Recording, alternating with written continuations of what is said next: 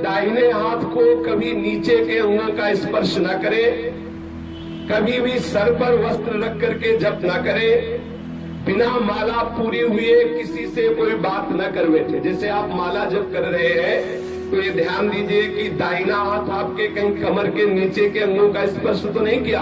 अगर किया है तो आप हाथ धोइए रज लगा के और पवित्र होकर फिर माला में हाथ डालिए। अब तो आश्चर्य की बात है, माला भी चल रहा, लघु शंका भी कर रहे खड़े खड़े परिक्रमा में। देखा आपको सत्संग तो मिलता नहीं ना, माला भी चल रहा है और खड़े खड़े लघु शंका भी कर रहे। ऐसा नहीं, ये माला भगवत स्वरूप है। अगर लघु शंका आई है तो वहां लघु शंका करने के लिए सोचो जहां पहले आपको जल मिले, कोई पात्र रखो, उससे जल लो, पवित्र होकर आचमन करके फिर जप करो।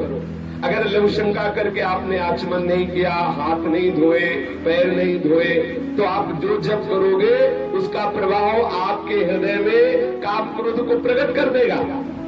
ये हम अपनी बात नहीं कह रहे। चित्रकूट में मरभा गुफा में कुछ दिन रहे तो नीचे मंदाकिनी बहुत सुंदर सुंदर शोभा है चित्रकूट की, बड़ा निर्मल जल है, तो वहां रात्रि में विहरण करते थे चुपचाप एकांत में। तो देखा एक शिला के ऊपर कमर ओढ़े हुए कोई पड़ा है, तो विचार किया कि रात्रि का समय और बीच मंदाकिनी के ऐसे त्रिकोण पत्थर पर लेटना, ये तो बड़ी विचित्र बात है।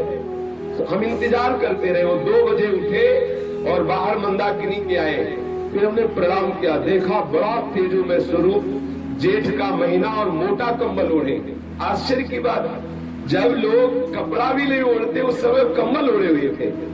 हम प्रणाम किया तो और मुंह घुमा के उधर चले गए। फिर हम दौड़ के गए जैसे किसी को निधि मिले, इतना आनंद का अनुभव हो रहा था। कई बार उनको दौड़ दौड़ के सामने से प्रणाम किया लेकिन कुछ बोले नहीं, पीठ करके खड़े हो गए।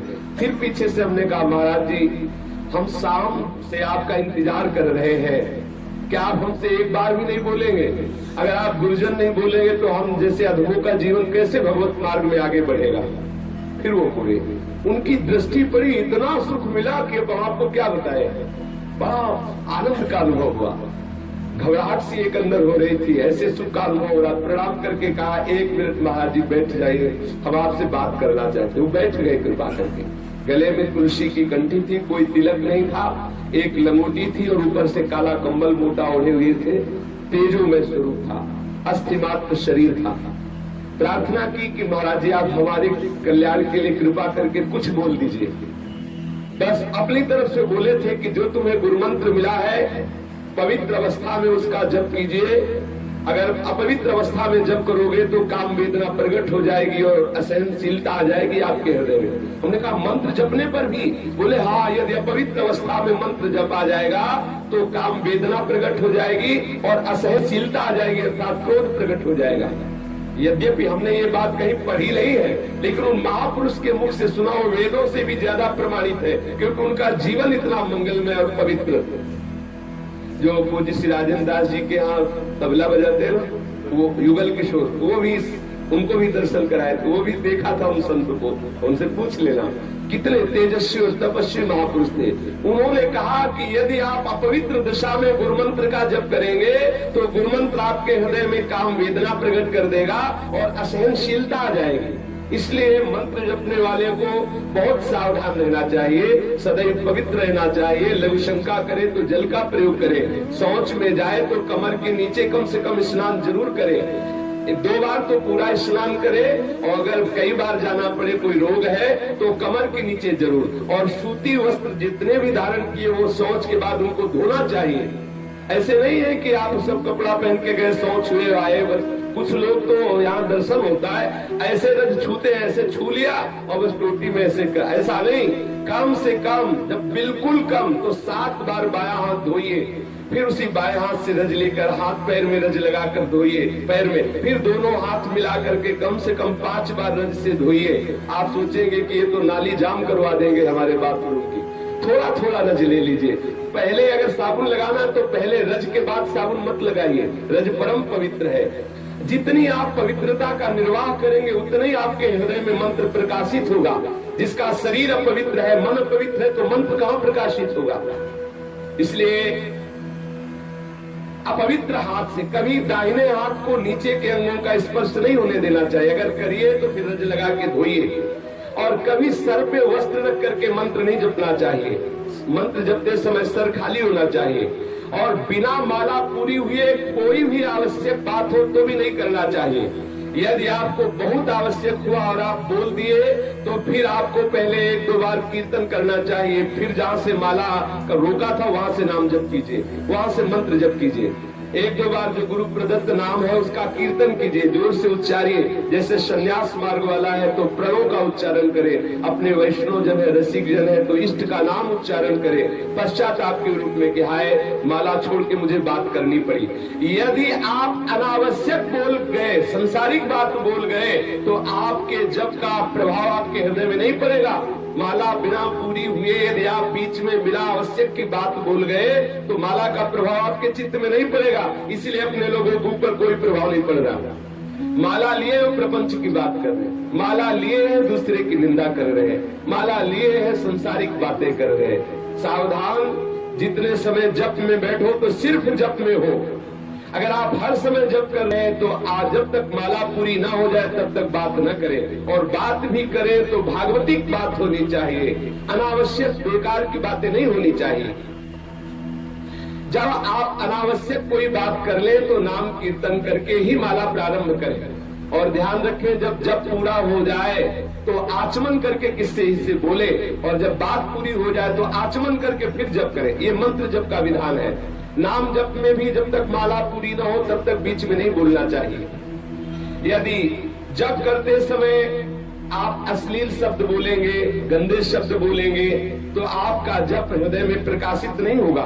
यदि जप अपवित्र जगह में बैठ के करेंगे तो आपका मंत्र प्रकाशित हृदय में नहीं होगा। जप करते समय यदि शौच या लघुशंका लगे तो कभी रोकना नहीं चाहिए।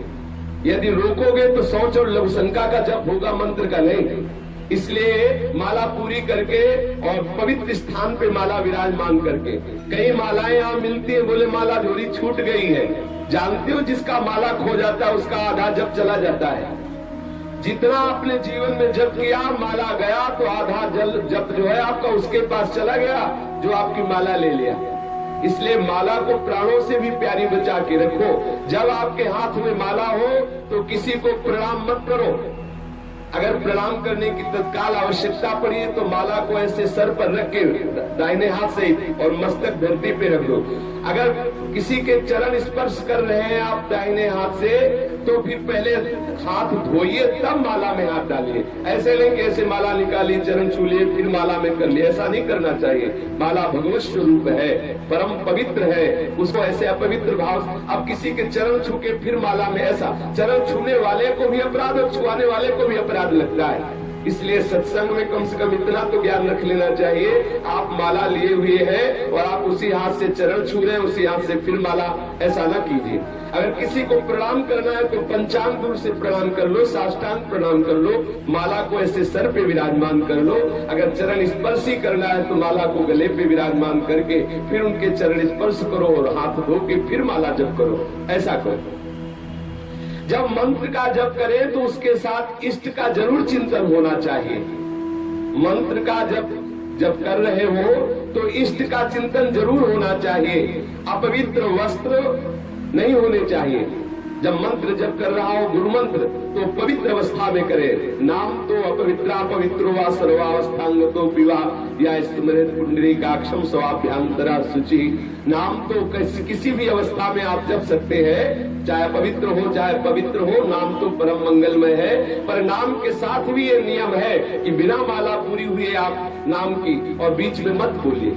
नाम के साथ ये नियम है कि नाम जपते हुए कोई अश्लील वचन, कोई गाली। पूज्य बाबा सिवड़िया बाबा जी महाराज कहते हैं जो नाम जप करते हैं माला से और फिर वो गाली देते हैं उनको कभी नाम सिद्ध नहीं होगा।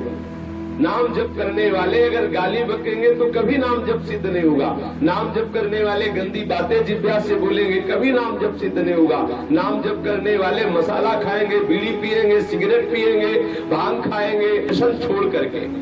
नाम जप करते समय इधर उधर देखना, आसपास थूकना, व्यर्थ के कार्य करना। अब जैसे बैठे हैं पैर हिला रहे हैं, नाम माला चल रहा पैर हिला रहे हैं, हाँ, अगर नाम सुमिरन कर रहे माला से नहीं भी तो तिनका तोड़ रहे हैं, नहीं तो धरती में ऐसे लिख रहे हैं, ऐसे कर रहे हैं, ये सब चंचलता पूर्वक जो क्रियाएं हैं इनका त्याग कर। बैठे बैठे ऐसे तिनका तोड़ते रहते हैं, ऐसे धरती को खरोचते रहते हैं, मुंह में कपड़े चबाते रहते हैं, पैर हिलाते रहते हैं, इधर उधर आंखें करते रहते हैं, ये सब भजन के विघ्न, ऐसा नहीं करना चाहिए। और जब में बहुत जल्दी जल्दी जिह्वा नहीं चलानी चाहिए।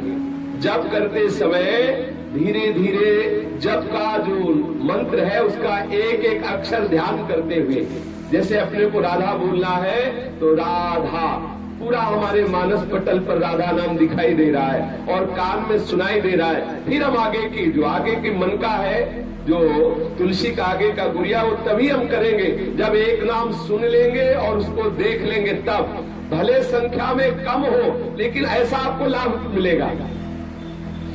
यदि आप जल्दी करोगे तो देख लो पूरा का पूरा माला निकल जाएगा, आप क्या जब गए आपको खुद पता नहीं चलेगा। ऐसे भी जब होता है पूरा माला निकल गया और संसार का चिंतन चल रहा है, एक बार भी नाम का ना तो श्रवण हुआ ना दर्शन हुआ। इसलिए जप में जल्दीबाजी न करे, धीरे धीरे जप करे, ऐसे मानो आपके नेत्रों के सामने लिखा हो, भले थोड़ा जप हो, आप इसकी चिंता न करें। इस तरह जप करने से आपके हृदय में बहुत बड़ा प्रभाव पड़ेगा, मन चंचलता शून्य हो जाएगा। कभी मंत्र का उच्चारण नहीं करना चाहिए। मंत्र जितना धीमे होगा उतना ही लाभ होगा। जैसे वाचिक मंत्र जपने का विधान नहीं है, उपांश या मानसिक ही जपने का विधान है। अगर वाचिक मंत्र उच्चारण कर दिया तो धीरे धीरे आपके हृदय में आपराधिक प्रवृत्तियां जागृत हो जाएंगी। और आजकल हमारी बुद्धि इतनी भ्रष्ट हो गई है कि हम द्वादशाक्षर मंत्र, पंचाक्षर मंत्रों का कीर्तन करते हैं। भागवत आज में अपने लोग कीर्तन करते हैं द्वादशाक्षर मंत्र का, पंचाक्षर मंत्र का। और शास्त्रीय विधान है, जब गुरु मंत्र दिया जाता था तो घंटा शंख बजाया जाता था।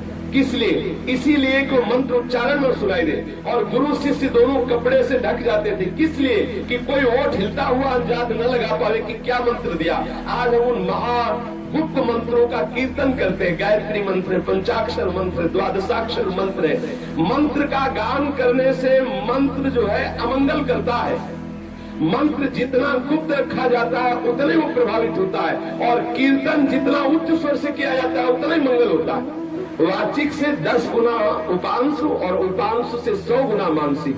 अगर मानसिक मंत्र जब होने लगे तो बहुत शीघ्र भगवत अनुराग प्रकट हो जाए। मंत्र का कभी उच्चारण नहीं करना चाहिए, कीर्तन मंत्र का नहीं करना चाहिए, और नाम को कभी धीरे से नहीं बोलना चाहिए। उच्च स्वरस्तम बद सर्वदैव, ऊंचे स्वर से सदैव नाम का कीर्तन करना चाहिए। जब तक जब किया जाए ये बात मन में जरूर रहनी चाहिए कि कोई भी विषय भोग का संकल्प न बनने पावे। बहुत ध्यान देने की बात है। जब आप जप कर रहे हो एकाग्रता पूर्वक तो कोई भी विषय भोग का संकल्प ना बनने पावे। यदि विषय भोग का संकल्प बना तो जप की जो ऊर्जा है वो आपके संकल्प पूर्ति में जाने लगेगी।